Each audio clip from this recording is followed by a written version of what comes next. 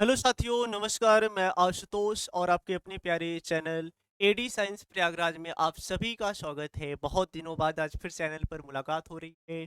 तो चलिए without time waste किए सबसे पहले चैप्टर की शुरुआत करते हैं। जैसा कि आपको पता है कि इस पर का सारा वीडियो जाएगा और निश्चित रूप से जाएगा। बस थोड़ा सा उसमें डिले हो रहा है तो कोई बात नहीं। चलिए सबसे पहले आज केमिस्ट्री का टॉपिक स्टार्ट करते हैं। पहले चैप्टर के बारे में पढ़ लेते हैं। तो चैप्टर कौन सा होने वाला है? केमिस्ट्री का फर्स्ट चैप्टर। और नाम बताओ जल्दी से, क्या है? That is the solution. तो चैप्टर का नाम क्या है? सोल्यूशन।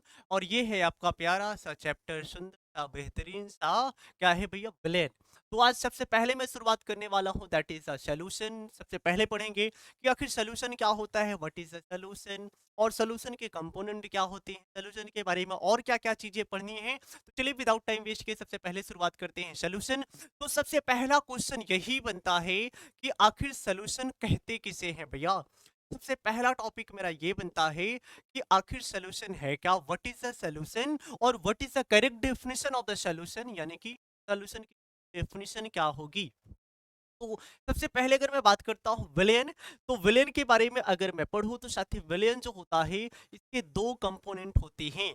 एक होता है साथी क्या, विले होता है। क्या बोला? एक आपका विले, इसको क्या बोलते हैं साथी? इसको बोलते हैं सल्यूट। और दूसरा क्या होता है? दूसरा होता है भैया विलायक। क्या बोला? दूसरा है साथी क्या आपका? विलायक।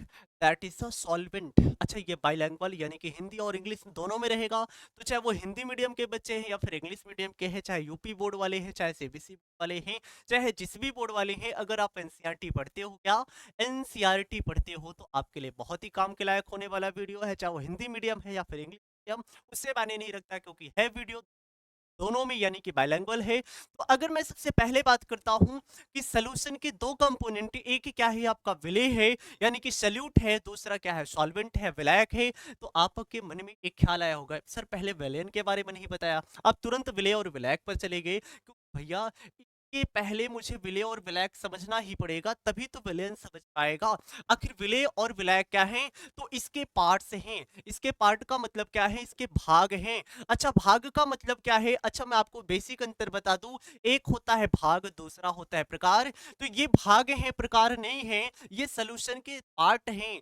ये this is a type of solution, ये प्रकार नहीं है। इसका मतलब ये है कि सर भाग और प्रकार में अंतर क्या होता है? तो बेसिक डिफरेंस, जैसे मेरे हाथ हैं, ये हाथ है, पैर है, नाक है, मुंह है, ये मेरे बॉडी के पार्ट हैं। This is a part of body. ये क्या है? बॉडी के पार्ट है, प्रकार नहीं है। तो भैया ये भाग होते हैं, और इसके विदाउट विलेन पॉसिबल नहीं होगा। यानी कि बोलो कोई विलेन ऐसा है जिसमें केवल विलेन है, भैया पॉसिबल ही नहीं। उसमें निश्चित रूप से कोई ना कोई सॉल्वेंट होगा। तो भाग और प्रकार में समझ पाया अंतर? भाग क्या है? जैसे एक सिक्के के दो पहलू हैं, हेड और सिक्के, हेड और क्या है भैया? टेल है। तो हेड और टेल क्या है? सिक्के के भाग हैं। प्रकार क्या है? 1 रुपए का सिक्का, 2 रुपए का सिक्का, 10 रुपए का सिक्का, 5 रुपए का सिक्का, ये सिक्के के प्रकार हैं। लेकिन सभी सिक्कों में दो भाग हैं, हेड और टेल। समझ में आया? सिक्के के प्रकार अलग अलग हैं लेकिन भाग दो हैं। तो बिल्कुल उसी तरीके से अगर कोई सिक्का हेड और कोई सिक्का है तो निश्चित रूप से हेड और टेल होगा, कोई विलेन है तो निश्चित रूप से विलेय होगा, और क्या होगा? विलायक होगा। आपके मन में एक ख्याल आया कि सर आखिर विलेय क्या है? विलेय कहते किसे हैं? विलेय का मतलब होता है जिसकी मात्रा, क्या बोला? जिसकी मात्रा, जिसकी मात्रा विलयन में क्या होती है? कम होती है। जिसकी मात्रा विलयन में क्या होती है साथी? विलयन में क्या होती है? कम होती है। जिसकी मात्रा विलयन में कम होती है उसे विलेय कहते हैं। जिसकी जिसकी मात्रा विलयन में क्या होती? कम होती है। और दूसरा क्या है साथी? विलायक है। तो विलायक का मतलब है विलयन में जिसकी मात्रा, क्या बोला? विलयन में जिसकी मात्रा, विलयन में जिसकी मात्रा अधिक होती है, जिसकी मात्रा क्या होती है साथी? अधिक होती है, वो क्या होता है? वो विलायक होता है। यानी कि ये क्या होता है? लार्जर अमाउंट होता है। क्या बोला भैया? ये लार्जर अमाउंट होता है। और ये क्या होता है? लेसर अमाउंट होता है। ये क्या होता है साथी? लेसर अमाउंट होता है। यानी कि इसमें क्या होती है? मात्रा कम होती है, और इसमें मात्रा क्या होती है? ज्यादा होती है। तो क्या बोला? विलेय का मतलब होता है जिसकी मात्रा कम होती है। विलेन में जिसकी मात्रा कम होगी वो आपका क्या होगा? विलेय होगा। और विलेन में जिसकी मात्रा अधिक होगी वो क्या होगा? विलायक होगा। एक बेसिक डेफिनेशन के रूप में या अंडरस्टैंडिंग के रूप में और समझ सकते हैं कि विलेय का मतलब होता है जो घुल जाए। क्या बोला? जो घुल जाए वो आपका विलेय है। और विलायक में क्या बोलेंगे, जिसमें घोला जाए, क्या बोला, जिसमें घोला जाए, जिसमें घोला जाए, यानी कि जो घुल जाए वो आपका सल्यूट होगा, और जिसमें घोला जाए वो आपका क्या होगा, सॉल्वेंट होगा। जो डिजॉल्व हो जाए और जिसमें डिजॉल्व हो जाए, मतलब समझ में आया, जो डिजॉल्व हुआ that is the solute, and जिसमें डिजॉल्व हुआ वो क्या होगा, आपका सॉल्वेंट होगा। तो बेसिक डिफरेंस समझ में आया, विलेय और विलायक क्या है। तो अब आप बोलेंगे सर विलेयन क्या है, आखिर विलेयन बताओ।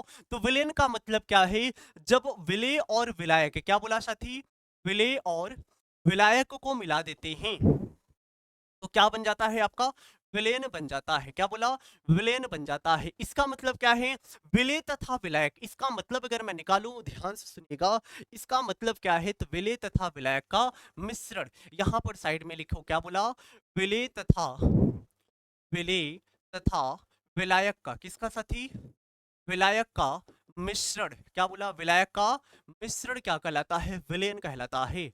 विलायक का मिश्रण क्या कहलाता है, तो विलेन कहलाता है। समझ में आया।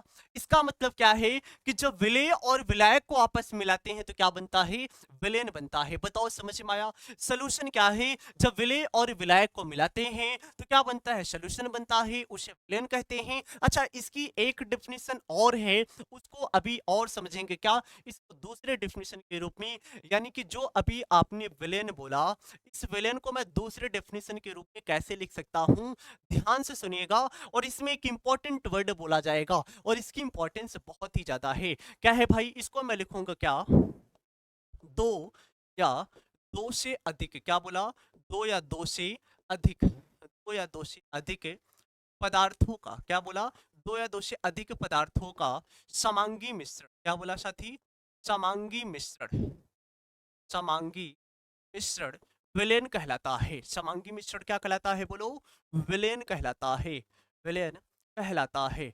अब इसका मतलब क्या है साथी, इसका मतलब ये है कि यानी कि विलेय और विलायक का कौन सा मिश्रण, ये बहुत ही प्यारा वर्ड है, दैट इज द होमोजेनस, यानी कि समांगी। अब आपके माइंड में ख्याल आएगा, सर ये बताओ, अभी इसके पहले जो आपने डेफिनेशन बताया था उसमें आपने क्या लिखा था, विलेय तथा विलायक, क्या बोला, विलेय तथा विलायक का मिश्रण, का मिश्रण, का मिश्रण विलेन कहलाता है, विलेन कहलाता। अब आपके माइंड में ये ख्याल आया कि भैया अभी इसके पहले आपने बोला था समांगी, अभी इसमें समांगी क्यों नहीं बोला, क्योंकि इसमें कोई जरूरत नहीं समांगी की। विलेय का मतलब ही है क्या, जो घुल जाए, विलेय का मतलब क्या है, जो घुल जाए, और विलायक का मतलब क्या है साथी, जिसमें घोला जाए, जिसमें घोला जाए। तो अब बताओ, जो घुल जाए, जब वो घुल ही चुका है और जिसमें घोला जा चुका है तो क्या बताओ, अब समांगी बोल थे क्या, नहीं। इसका मतलब ये है कि जो समांगी है ना, इसको क्यों आपने बोला, तो इसका मतलब क्या है, मिश्रण से समझते हैं। इसका मतलब किससे साथी, मिश्रण से समझते हैं, क्योंकि मिश्रण दो प्रकार का है। जो आपका मिश्रण है, MIXTURE, यानी कि जो मिक्सचर है, ये भी कितने प्रकार का, दो प्रकार का है साथी। एक है आपका क्या, समांगी, क्या बोला साथी, एक है आपका समांगी मिश्रण, और दूसरा क्या है भैया, दूसरा है विसमांगी, क्या बोला साथी, विसमांगी मिश्रण। अब आपके माइंड में ये ख्याल आया होगा कि आखिर समांगी क्या है और विसमांगी क्या है। तो समांगी इसको बोलते क्या भैया, होमोजेनस, क्या बोला, होमोजेनस मिक्सचर। और ये क्या होता है साथी, ये होता है हेट्रोजेनस, क्या बोला, हेट्रोजेनस। ठीक है, एक है आपका होमोजेनस और दूसरा क्या है, हेट्रोजेनस, यानी कि समांगी और विसमांगी। समांगी का मतलब क्या है, उदाहरण से समझते हैं, क्या बोला, एग्जाम्पल से समझते हैं। जैसे मैंने बोला, ध्यान से सुनिएगा, एग्जाम्पल से समझते हैं। 2 ग्राम साल्ट को, क्या बोला, 2 ग्राम साल्ट को आपने क्या किया, 50 ग्राम वाटर में मिला दिया। जब 2 ग्राम साल्ट को आप 50 ग्राम वाटर में मिलाते हो तो ये एक प्रकार का जो सोल्यूशन बनता है ना, ये एक जो प्रकार का सोल्यूशन बनता है, ये सोल्यूशन का नाम क्या है साथी, समांगी मिश्रण है। क्या बोला, इस विलेन का नाम क्या है, समांगी। और अगर आपने दूसरा बोला, कैसे, दूसरा जैसे मैंने बोला, कंकड़ को मिला दो, किसको भैया, कंकड़ को मिला दो पानी में, वाटर में, तो क्या बताओ वो आपका समांगी होगा, नहीं। इसका मतलब क्या है, समांगी के लिए एक इंपॉर्टेंट चीज ये है कि जब कोई पदार्थ, क्या, जब कोई पदार्थ, जब कोई पदार्थ अपना अस्तित्व खो दे, अपना अस्तित्व क्या कर दे साथी, अपना अस्तित्व क्या कर दे, खो दे, तो उसे क्या बोलते हैं, समांगी। और विसमांगी का मतलब है कि जब कोई पदार्थ किसी दूसरे पदार्थ में मिले लेकिन अपना अस्तित्व ना खोए, क्या बोला, पदार्थ पदार्थ अपना अस्तित्व ना खोए, अपना अस्तित्व ना खोए, यानी कि वो वैसे के वैसे अलग थलग पड़ा रहे, खोए,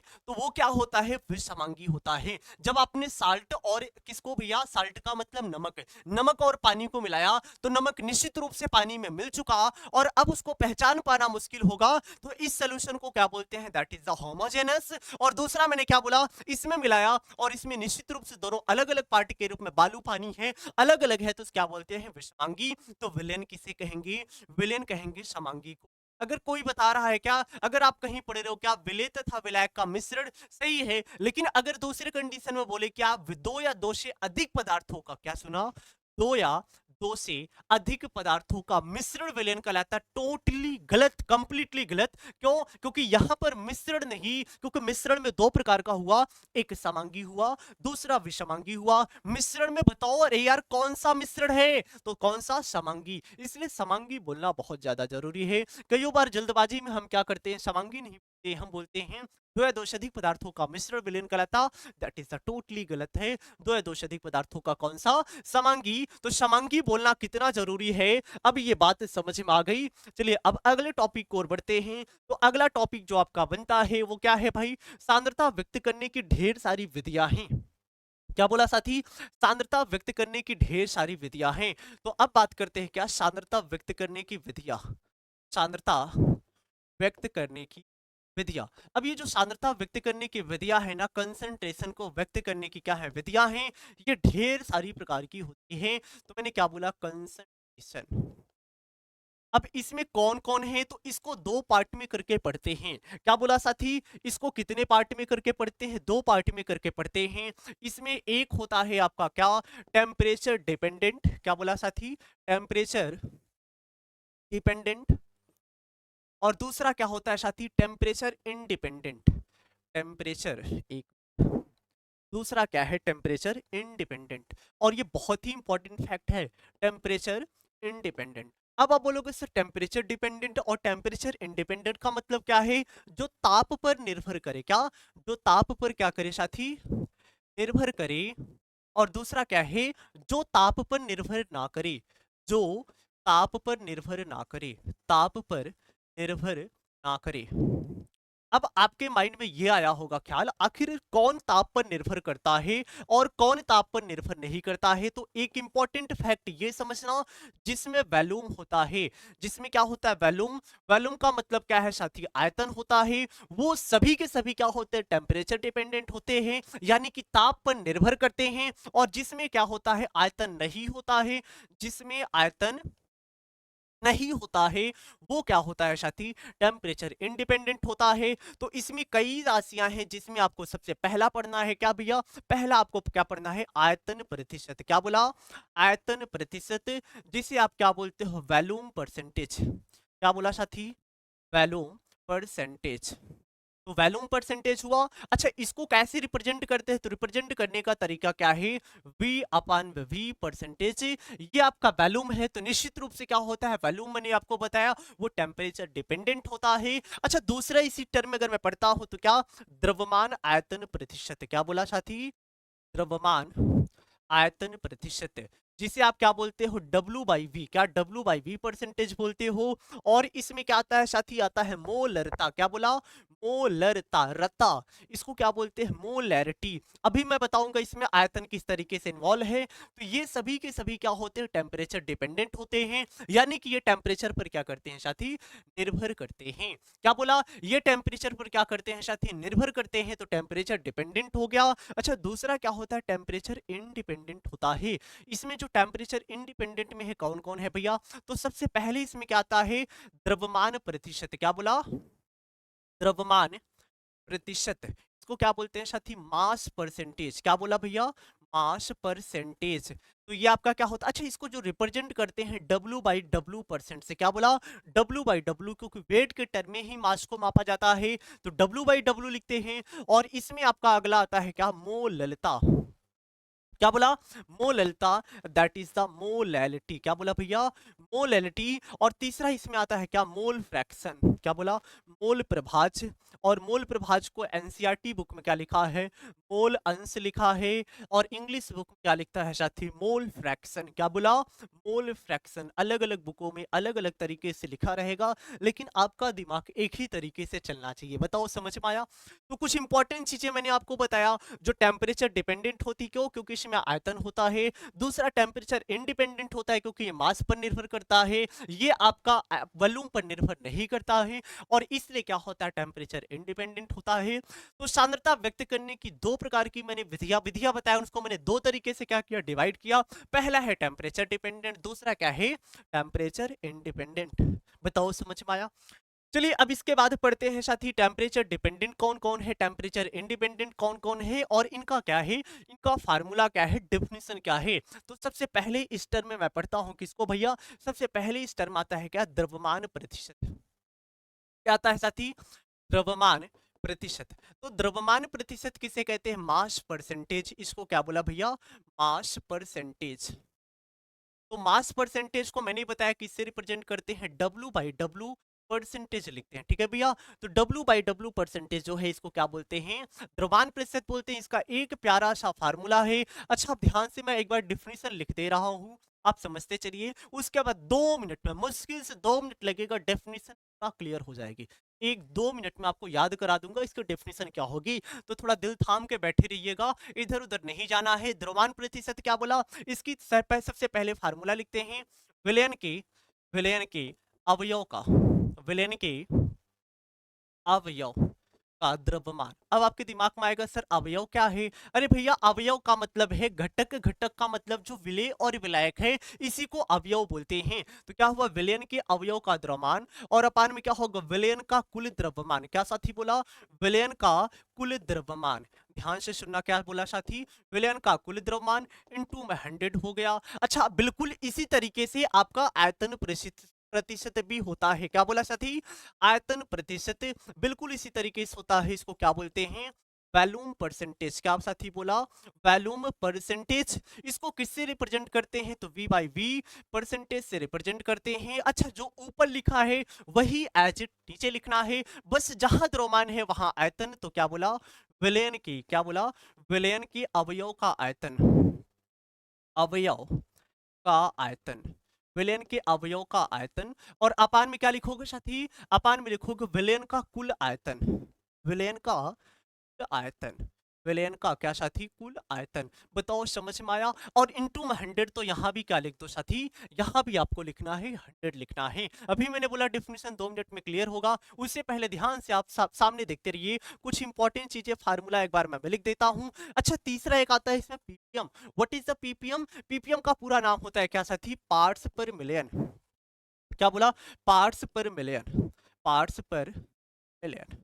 तो पार्ट्स पर मिलियन क्या होता है, इसको समझते ही। कुल मिलाकर ये एक प्रकार का अनुपात है। अनुपातिक मान कैसे भैया, विलयन के एक अवयव के, विलयन के अवयव के या विलयन के भागों की संख्या, विलयन के एक भागों की संख्या, एक भागों की संख्या, संख्या। और अपान में क्या, विलयन के कुल भागों की संख्या। क्या बोला साथी, विलयन के कुल भागों की संख्या, कुल भागों की संख्या। अरे भागना नहीं है भैया, ये संख्या है। और इनटू क्या, 10⁶। आपके माइंड में ख्याल आया होगा सर 10⁶ काहे लिख दिया, तो 10⁶ से इसलिए लिखा है क्योंकि साथी मिलियन है। क्या है बोलो, मिलियन है। तो मिलियन का मतलब ही क्या होता है, 10⁶ होता है। क्या होता है, 10⁶ होता है। और इसीलिए मैंने यहाँ पर क्या लिखा है, 10⁶ ठीक है भैया। अब इसके बाद चलते हैं, तो अगला इस टर्म में आता है क्या, मोलरता। क्या बोला, मोलरता, दिस इज द मोलैरिटी। क्या बोला साथी, मोलैरिटी। तो मोलैरिटी का फार्मूला क्या है भैया, विलेय के मोलों की संख्या। क्या बोला, विलेय की मोलों की संख्या। और अपान में क्या होता है साथी, विलयन का आयतन। क्या बोला, विलयन का आयतन, विलयन का आयतन किसमें साथी, लीटर में। किसमें, हमेशा आपको लीटर में करके देखना है। न्यूमेरिकल में जब भी आएगा मिलीलीटर, इसको पहले लीटर में कन्वर्ट कर देना, तब आपको फार्मूला यूज करना है। अगला इसका आता है फार्मूला क्या भैया, मोलैलिटी। क्या बोला, molality. This is the molality. क्या बोला साथी, मोलैलिटी। हाँ ठीक है, मोलैलिटी तो बिल्कुल वही चीज है, क्या है, विलय के मोलों की संख्या। क्या बोला, विलय के मोलों की संख्या। और अपान में क्या लिखेंगे साथी, विलायक का भार। इंपॉर्टेंट चीज, सब में विलयन विलयन है। यहां पर क्या लिखना है साथी, तो यहां पर लिखना है विलायक। क्या बोला, विलायक का भार।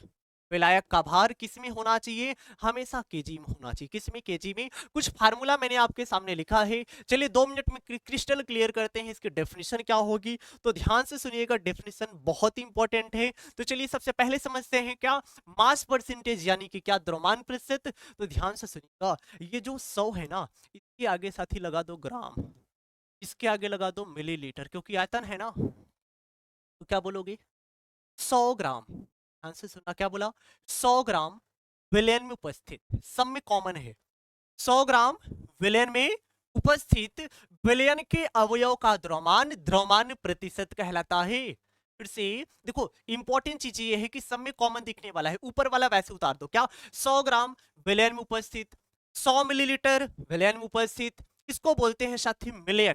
इसको क्या बोलते हैं, मिलियन बोलते हैं। तो आपको भी मिलियन ही बोलना है। तो वहां क्या, 100 ग्राम विलयन में उपस्थित, 100 मिलीलीटर विलयन उपस्थित, 1 मिलियन। क्या बोला, 1 मिलियन विलयन में उपस्थित। यहां पर कुछ नहीं लिखा है तो एक मानो, यहां पर भी कुछ नहीं लिखा है तो क्या मानोगे, एक मानोगे। ये लीटर है तो यहां साथी लीटर जुड़ेगा, यहां किलोग्राम है तो साथी क्या जुड़ेगा, किलोग्राम जुड़ेगा। बताओ समझ में आया। फिर से एक बार पढ़ते हैं, 100 ग्राम विलयन में उपस्थित, 100 मिलीलीटर विलयन में उपस्थित, 1 मिलियन विलयन में उपस्थित, 1 लीटर विलयन में उपस्थित, 1 किलोग्राम विलयन नहीं, विलायक। समझ में आया, समझ में आया। सब में कॉमन है क्या, 100 ग्राम विलयन उपस्थित, 100 मिलीलीटर विलयन उपस्थित, 1 मिलियन विलयन उपस्थित, 1 लीटर विलयन उपस्थित, 1 किलोग्राम विलायक में उपस्थित।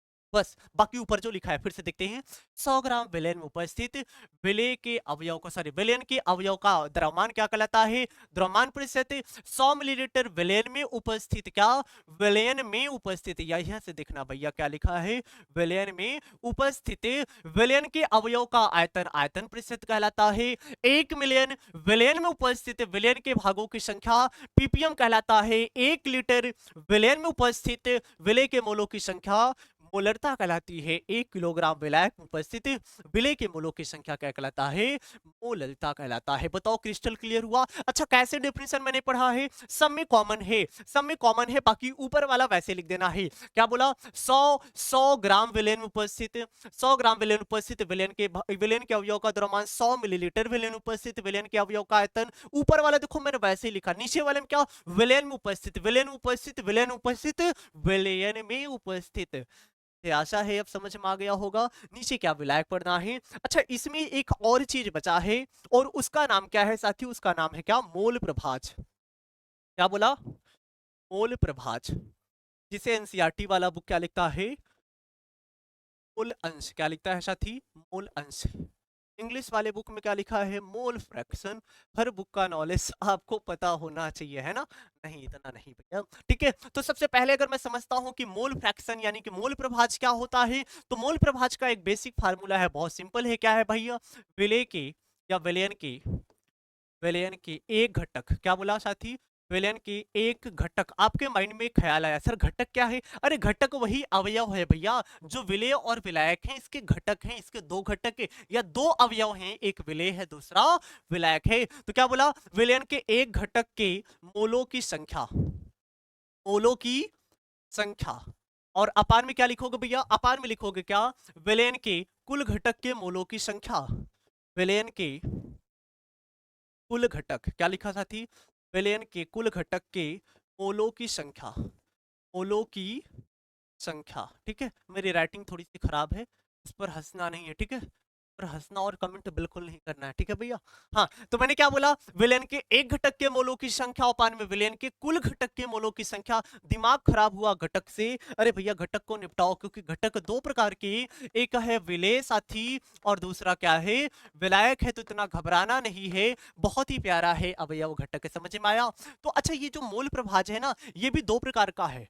इसको भी मैं दो प्रकार में करके पढ़ता हूं। पहला क्या है, पहला है विलेय का मूल प्रभाज। मैंने बोला एक घटक की मूल, अरे कौन सा घटक, कौन सा घटक, तो पहला बोला क्या, विलेय का घटक। किसका भैया, विलेय का। तो क्या बोलेंगे, विलेय का मूल प्रभाज। क्या बोला साथी, विलेय का मूल प्रभाज। तो सबसे पहले मुझे समझना है कि आखिर विलेय का मूल प्रभाज क्या होगा। तो जो घटक घटक चिल्ला रहे थे ना, अब उसी की बात करना है। तो कौन सा घटक है भैया, वो है विलेय। क्या बोला, विलेय। जहां तक अभी आपने लिखा था विलेय के एक घटक, वहां विलयन के एक घटक, वहां क्या लिखोगे, विलेय के मोलों की संख्या। क्या बोला, विलेय के मोलों की संख्या। और अपार में क्या होगा साथी, अपार में होगा कुल घटक। कुल का मतलब विलेय प्लस विलायक। क्या बोला, विलेय और प्लस विलायक के मोलों की संख्या, के मोलों की संख्या। अब बताओ समझ में आया, विलेय तथा विलायक के मूलों की संख्या। यानी कि अगर विलेय का मूल प्रभाज बोलेगा तो क्या, विलेय के मूलों की संख्या, और अपान में विलेय प्लस विलायक के मूलों की संख्या। अच्छा, इसका जो रिप्रेजेंटेशन है ना, ध्यान से सुनना, क्या इसका जो रिप्रेजेंटेशन है ना, इसको स्मॉल यक्स से, यक्स का मतलब काई है, वैसे यक्स का मतलब काई क्या है भैया, काई है। इसको मैंने ए मान लिया। आपका दिमाग खराब है, बोलोगे ए से नफरत है, मत मानो, आपकी मर्जी, कुछ और मान लो भैया, मैंने रोक थोड़ी रखा है। तो आप चाहो इसको कुछ भी मान सकते हो, एक रिप्रेजेंटेशन के रूप में मैंने ए माना है, आपकी मर्जी पी क्यू आर भी कर सकते हो। तो इसको क्या बोला, काई ए बोला। वैसे अगर लिखा गया है तो यक्स से यक्स भी बोल सकते हो, लेकिन एक्चुअली में इसको काई ए बोला जाता है। तो अब क्या है, रिप्रेजेंटेशन क्या है, विलेय के मोलों की संख्या। जो विलेय है ना साथी, इसको आप स्मॉल एन ए से रिप्रेजेंट कर दो। और जो विलेय प्लस विलायक है, विलेय है तो स्मॉल एन ए है, और कैपिटल है तो एन बी कर दो। और ये इसका रिप्रेजेंटेशन निकल के आया, समझ में आया। अच्छा, आपका माइंड थोड़ा सा डाइवर्ट हुआ होगा, क्योंकि स्मॉल एन ए क्या है और कैपिटल एन बी क्या है। तो इसका मतलब मैं बता दूं, स्मॉल एन ए का मतलब क्या है, विलेय के मोलों की संख्या। क्या बोला साथी, विलेय के मोलों की संख्या, विलेय के मोलों की संख्या। और एनबी का मतलब क्या है साथी, तो विलायक के मोलों की संख्या। क्या बोला, विलायक के मोलों की संख्या, मोलों की संख्या। तो समझ में आया, विलायक के मोलों की संख्या और विलेय के मोलों की संख्या मैंने लिख दिया अच्छे तरीके से। अच्छा, बिल्कुल इसी तरीके से अगर आपसे पूछ लिया, क्या विलायक का मूल प्रभाज्य, क्या साथी बोला, विलायक का मूल अंश या मूल प्रभाज्य, बात तो ही है। तो जो विलायक का मूल अंश होता है वो क्या होगा, जहां विलेय है वहां विलायक कर दो, जहां विलेय है वहां क्या करोगे साथी, विलायक। तो बोलो क्या लिखोगे, विलायक के मोलों की संख्या, विलायक के मोलों की संख्या। और अपान में क्या लिखोगे साथी, विलेय प्लस विलायक। क्या बोला, विलेय प्लस विलायक के मोलों की संख्या, के मोलों की संख्या। बताओ समझ में आया। अच्छा, इसका रिप्रेजेंटेशन क्या होगा, तो जैसे वहां पर लिखा था, आप इसको क्या कर सकते हो, दिस इज द काई बी। क्या बोला मैंने, काई बी या एक्स भी बोल सकते हो। और ध्यान से सुनना क्या साथी, विलायक है तो विलायक को आपने क्या लिखा है, एन बी लिखा है। और विलेय है तो क्या लिखा है, स्मॉल एन ए। और पुनः क्या पढ़ा आपने, एन बी। तो इसका रिप्रेजेंटेशन हो गया। बताओ समझ में आया। तो ये क्या था, टोटली ये आपका मूल प्रभास था। अच्छा, विलेन के एक घटक के मोलों की संख्या तथा कुल घटक के मोलों की संख्या का अनुपात मूल प्रभाज कहलाता है। और इसमें एक इंपॉर्टेंट फैक्ट ये है भैया, ध्यान से सुनना, क्या एक नोट पॉइंट बना के लिखना। क्या बोला, एक नोट पॉइंट बना के लिखना, because this is the very important note point. क्या ये बात करता है, क्या अगर काई ए है और काई बी है तो इस वैल्यू होती है क्या साथी, वन होती है। इसकी वैल्यू मैंने क्या बोला, वन होती है। अब आपका माइंड थोड़ा सा डाइवर्ट हुआ होगा, आखिर सर काई ए और काई बी का मान वन कैसे। तो ध्यान से सुनिएगा साथी, जो काई ए है यानी कि यक्स ए है, इसको मैंने क्या बोला, विलेय का मूल प्रभाज। क्या बोला, विलेय का मूल अंश है। और दूसरा क्या है, यक्स बी का मतलब क्या है, विलायक का मूल अंश। क्या बोला साथी, विलायक का मूल अंश, विलायक का मूल अंश। अच्छा, जो विलेय का मूल अंश है और विलायक का मूल अंश है, एक है आपका क्या, विलेय का मूल अंश, और दूसरा क्या है साथी, विलायक का मूल अंश है। इसकी वैल्यू एक कैसे हुई, इस बात को मुझे क्या करना है, प्रूव करना है। जब मुझे इस बात को प्रूव करना है तो जल्दी से ध्यान से बोर्ड पे देखते हैं। तो बताओ विलेय का जो मूल अंश है, मैंने अभी इसका रिप्रेजेंटेशन कुछ लिखा था, याद करो। तो मैंने क्या बोला, Na और प्लस Na प्लस क्या साथी, Nb। बताओ समझ में आया? अच्छा बिल्कुल इसी तरीके से आपने विलायक का मूल अंश पढ़ा था, क्या पढ़ा था? बोलो जल्दी से बताओ। Np और Na प्लस क्या साथी, Nb। अब इन दोनों का सम करते हैं, इन दोनों का क्या करते हैं, सम करते हैं, यानी कि जोड़ करते हैं। तो बताओ क्या निकल कर आता है, Na प्लस Nb और साथ में क्या, Na और प्लस में क्या साथी, Nb। बताओ दोनों क्या हुआ साथी, दोनों क्या हुआ, बोलो कैंसिल हुआ, ये दोनों क्या हुआ, कैंसिल। और वैल्यू कितना आया, 1 आया।